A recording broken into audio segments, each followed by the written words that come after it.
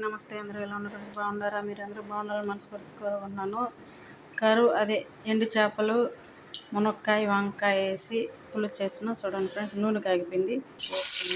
ఓడేం friends, ఈరోజు highlight ఏంటంటే ఇదే ఫ్రెండ్స్, కరివేపాకు. మనకి ఈరోజు దొరికింది పచ్చి కరివేపాకు, ఎన్నో రోజుల నుంచి. తెల్లగడ్డ ఫ్రెండ్స్, టమోటా ఫ్రెండ్స్, పసుపు ఫ్రెండ్స్, ఉప్పు ఫ్రెండ్స్. టమోటాలు బాగా మగ్గిపోయినాయి ఫ్రెండ్స్. మనం మునక్కాయ, వంకాయతో వేసుకున్నాం. బాగా కలిపేసాం కదా.